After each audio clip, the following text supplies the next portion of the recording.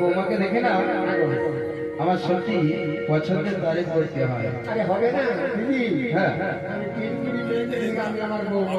আচ্ছা আমি একটা কথা বলবো, তোর বৌমাকে যদি আমার সঙ্গে মথুরা বাজারে পাঠাস, এত এত টাকা দেবো যে দিনের পর বসে গেলে এক টাকা করে শেষ। দিদি কি কথা শোনালাম? হ্যাঁ গো, আমার বৌমার কাছে মথুরা বাজার কেন কেন তুমি এটা ভাবনা কি করে? 7-9 মাসটা একটা বৌমা আমার বৌমা যাবে মথুরা বাজারে। যদি পাঠাস তাহলে ভালো হতো আর কি।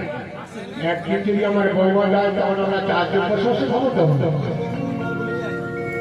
হ্যাঁ ঠিকই বলেছিস। আচ্ছা দিদি বলো।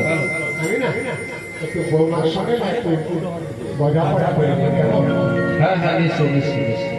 আচ্ছা বৌমা, সকাল থেকে সন্ধ্যা পর্যন্ত আমাকে দুটো হাত বিশ্রাম থাকে।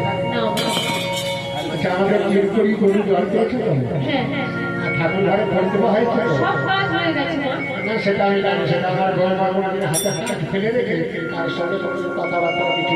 আচ্ছা বৌমা আমার এই দিদি বলেছিল যে আমরা তো হাত খালি আর হাত জলে জলে দেখি দূর থেকে ছাড়া চলে মথুরা বাজার যাও আর কি। কেমন আমরা 4 জন বসে বসে আমরা কারাকরি শেষ হয়।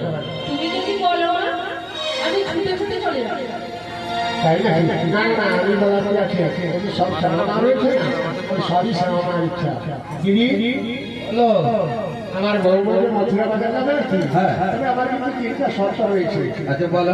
প্রথম শর্তটা কি?